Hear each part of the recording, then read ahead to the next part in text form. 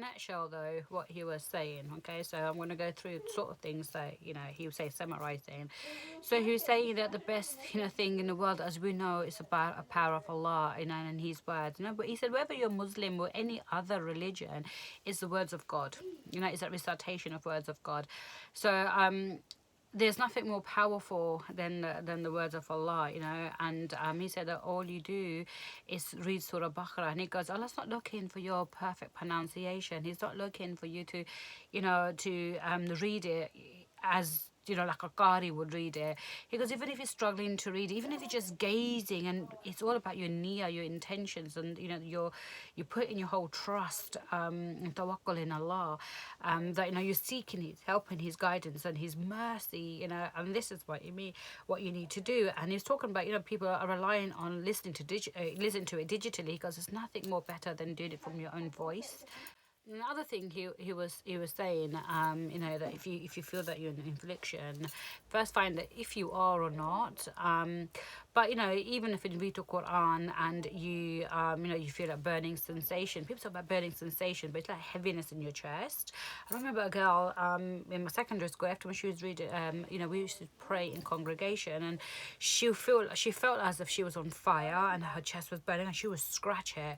And he was saying, like, when some other guy said that he feels like something's happening to his back, like, he goes, well, if it is like pins and needles to do with poor posture and your blood flow and stuff, but if it's pulsating, then it could be. And he talks about, like when you read the Quran, and if it does affect you, you will see a visual representation of that infliction, whether it's trembling of your arms, your legs, whatever. But he always said, you must go and see a proper, Qari who knows about Ruqya. One cannot deny the fact that if you're not reading, you're not reading a Salah, or you're not keeping your tongue moist with the remembrance of Allah, and you're not doing your Adhkar, morning and evening Adhkars, and all that sort of stuff. And of course, um, it's going to be more, I don't know, heavy on you, heavy ho jati tumhare upar. So I think that was really a good reminder as well. And he said, in a balti, in a bucket, like those Asian do bucket baths, in a balti, where you can purify yourself by having a bucket of warm water, putting sea salt in it, and reading Ayatul Kursi, reading Surah Fatiha, Surah Ikhlas, Falak and Nas 3 times individually, and poking on it, blowing into it, and using that as part of your ghusl, apart from washing. And I think, that could be put in every day as a routine when you're doing your balti baths or whatever. And that's something I called straight away to Pakistan, a couple of people, please do that. And I know quite clearly, after my father passed away, the depression I've been in, and physically and emotionally exhausted, in the 2 years, and then the utter pain and grief and trauma, seeing my mum and then having her pass away and watching her. I've never seen it before. I've never seen death before, and I've never seen. I've never seen it before. I'm not going to go through the things that I was exposed to, or I found myself all by myself being able to deal with, and to even her ghusl. Who we are so desensitized in this country, in the UK, but in Pakistan, like, in developing countries, we see this all the time, I guess. But this was our first, my first exposure to all of this. So yeah, I lost sight of everything. If you've watched my videos in Urdu, I do too, because I do it for people abroad, and obviously I do it for myself in both cases, but those who can understand English too. That shaitan man rata hai, and it is. I had for these last 3 years knowing, Ya Allah, please forgive me, I'm not praying, and I'm not. I've ditched my jilbabs, and I even go out with just wearing trousers now, and I just loosely put my jilbab on, and I think, yeah, it is. You do go on a roller coaster for your mind. It doesn't mean you're bad, and I've never judged people, and I hope and pray people don't judge me, but they judge me all the time anyway. The other thing he was talking about was, I think the fourth thing he was talking about was hasad. We know that, when we talk about people who are being abused, and those who are being murdered, is by people that you know. And hasad, subhanahu wa ta'ala, is astaghfirullah, is from people you know. Hasad, okay, is the number one killer. It can kill you. Hasad means envy, jealousy, giving the evil eye, nazar, all that. It can kill you, can destroy you. I remember my younger sister saying to me that, maybe you've upset somebody, then someone done or something came out because of you, about something related to you, intentionally, unintentionally, that obviously may have caused you not to have children and stuff like that.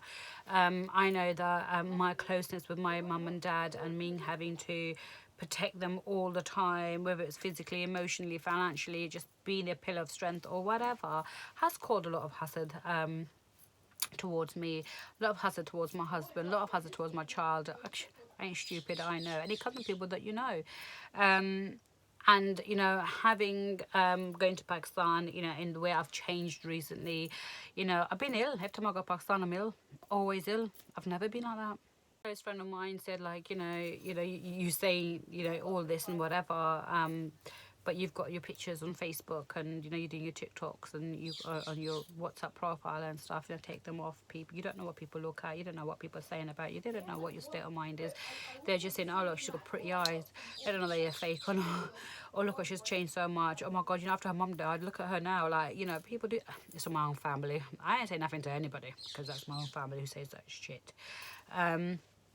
So hasad is a huge thing, and that's why you recite Surah Fatiha, do ruqya on ourselves all the time. And what he said was so beautiful. Sometimes we just say ruqya for the sake of doing ruqya, but because he's reading it from your heart, and he's saying every of those words beautifully, and from your soul, from your ruh.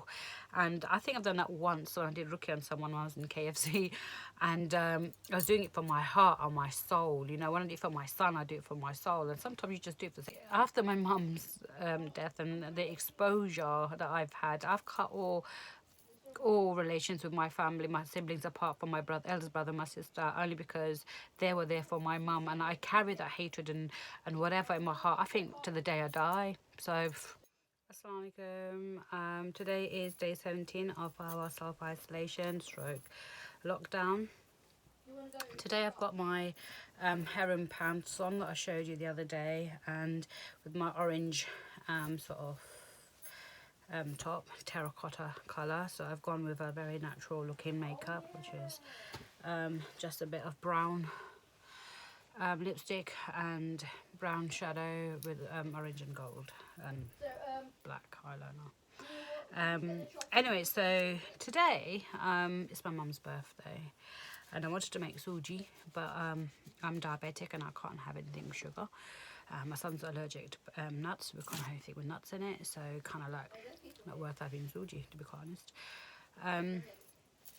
Yeah, but may Allah grant her Jannat al-Firdaus, and forgive all her transgressions, and reward her abundantly in this dunya and in the akhirah. Ameen. So as I was feeling a bit down today, and I was just laying down in bed, I came across an open question and answer session that the Qari was doing for, I can't remember what his name is. I'll put the link in the comment section or the description section at the bottom. And he's from the Ruqya Centre in East London. Now, when I was a head teacher at Madani Girls School, which was based in East London, it's probably the first time I had come across affliction of possession and things like that. I grew up being very scared of the dark, and being on my own, or I've never slept on my own ever. And I've always had issues with jinn, like the thought of it and things like that. I've always suffered from sleep paralysis. My first sleep paralysis happened. My early remembrance of it was before secondary school. So I must have been about 9, 10 years old, and my first memory of a sleep paralysis was being choked and heaviness on my chest, and I couldn't breathe. And that I don't know if you know about, but the feeling of that you're moving yet you can't, and I thought I was dying, and not that I knew at that time what dying is, but I had the inkling that I was, and I was crying and calling out for my mum, but I realised that she couldn't hear me because I wasn't actually saying anything, and I was trying to move, trying to make myself get up, my arms, and I was like, you know, trying to will my hands to get my arms to get up, and I couldn't, and I don't know what caused it, but it sort of just disappeared. And I get that quite a lot, actually. I do get that quite a lot. Yeah. Anyway, um, sleep paralysis was nothing to do with my topic of conversation today, but why not? Because you know we do everything organically. Yes, it's a horrible feeling, and it's when I was must have been when I got married or something, and was having this conversation with my brother, and he told me what it was. You know, it's like when you're really tired, and because I do have insomnia, and I have quite a lot. I had quite a lot of issues, and my emotional well-being and that, and you said they learn when your brain just wants you to switch off because it needs to sleep. Because the other thing I used to get was going to vroom, vroom, sort of sounds in my head and my ears, and I would try to sleep, I'm stinking and all that sort of stuff. And he said that it's like it's my brain is active and it just needs to switch off, and sometimes it just does its crazy things to switch off. And then sometimes it just causes sleep paralysis. I mean, it says everything in a very Islamic. So anyway, so today I was listening to the live interaction between the Qadi and obviously on Facebook, and he was talking about someone obviously brought up, you know, sleep paralysis, and you know, obviously it could be a jinn, you know, an influence of jinn, you know, and. And the other thing he was talking about actually was affliction of infertility in women, and my whole of my family are so fertile, and it's just so happens that I'm not, and I'm the only one who wanted children. You know, by qadr of Allah, you know, I've got Adam now after 13 years, but I couldn't get pregnant, and there was nothing wrong with me. There was nothing wrong with my husband. It was called unexplained infertility. Well, yeah, it's unexplained. And not all things are symptoms of you know, jinn or jinn possession or anything like that, or seher and all that black magic. But he said, and it was very good, like, but sometimes I feel like someone's giving me nazar, someone's giving me nazar, and he goes, you know, go to the doctors, find out what's going on. If it's unexplained, and you've tried every avenue, then, you know, do ruqya. So, an inability to get pregnant, so infertility in women, it's like when the jinn are holding on to your fallopian tubes. And he said something like, it's either could be someone's doing, you know, jadoo on you, or it could be the jinn is in love with you, and I just find that concept really funny. I love that. I love that concept actually. When I watched the Behelias, oh, that's really cute. Anyway, so sleep paralysis, and that, and then obviously I know already, like, you know, that deep depression and anxiety is from shaitan, and he talked about that as well. And I think if you can see it, watch it.